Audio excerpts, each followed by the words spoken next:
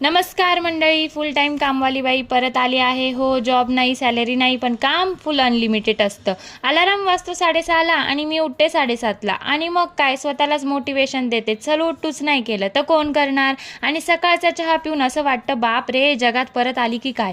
आज नाश्ता नाही, काही नाही, डायरेक्ट डोसाचंच जेवण. तुम्हाला तर माहीतच आहे, ज्या दिवशी इडलीचं बेटर असलं की मग ते काय दिवसभर चालत असतं. मी मास्टर शेफ असते, पण कोणी अप्रिशिएट करत नाही, ते तर वेगळंच. आणि हो अहो, कामावर गेले की घर बघते आणि असं वाटतं बापरे, हे परत कधी झालं. घर साफ करताना असं वाटतं घर साफ करते की घर मला चॅलेंज देतंय. झाडू पोछा भांडी, जिमला जायची गरज नाही, फुल वर्कआउट हे घरातच होत असतं. मग काय, त्यानंतर सगळा किचन आवरून घेतला आणि खरंच किचनमधली कामं झाली ना, जरा निवांत वाटत असतं. आणि खरंच थोडा आराम करायचा विचार केला की तेवढ्यात एक तर बेल वाजल, नाहीतर फोन येईल. बापरे, विचारूच नका, नुसतं डिस्टर्ब असतं. त्यानंतर मग हे मनी प्लांट्स बघितले ना, जरा मनाला कुठेतरी बरं वाटतं, कारण इतके छान ग्रो करतात ना ते, त्यांना बघून जरा भारी वाटत असतं.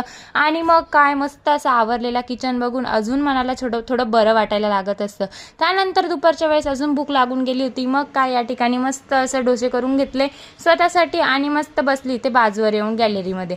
आणि पापड्यांना म्हटलं बाबा तुम्ही थोडंसं तिकडं सरका, म्हणजे मलाही थोडीफार जागा होईल आणि मी थोडंफार बसेल आणि जरा निवांत वेळ माझा घालवेल. मग काय, तेवढ्यातच संध्याकाळचा चहा घेतला की जरा बरं वाटत असतं. रात्रीचं जेवण बनवताना तर एनर्जी 10% असते, पण काम बापरे 100% असतं. अहो, विचारतात आज काय बनवलं मी, बापरे माझ्या मनातच पुटपुटते की जे मिळतंय ना ते खा बाबा, खूपच थकली आवरून आवरून. मग काय, त्यानंतर मस्तपैकी म्हटलं चला, मेन्यू ठरत नाही त्या अगोदर तर पोळ्या तर टाकायच्याच आहे, जे असेल ते बघू म्हटलं पुढचं पुढे. त्यानंतर मग या ठिकाणी मस्तपैकी पीठ भिजून घेतलं. आणि खरं संध्याकाळचं ना खूप विचार येत असतो, काय बनवायचं रोजचाच प्रश्न आहे. मग या ठिकाणी इंडक्शनवर छान असं दूध तापवायला ठेवलं. सध्या इंडक्शनचा वापर मी खूप जास्त करत आहे, म्हटलं गॅसवर फक्त पोळ्याच करायच्या. त्यानंतर थोडेफार इंडक्शनचे भांडेही मला घ्यायचे आहे, ते लवकरच घेईल मी पण. त्यानंतर मग मस्त अशा एक एक करून छान अशा पोळ्या करून घेतल्या. आणि आज भाजीला काय बनवायचं ते काही ठरतच नव्हतं. मग काय, आम्हाला सगळ्यांना दूध पोळीचा काला खूप जास्त आवडतो. मग काय, या ठिकाणी मस्त असं दूध पोळीचा काला केला आणि तोच या ठिकाणी खाऊन घेतला. आणि पिल्लूलाही मस्त असं खाऊ घातला.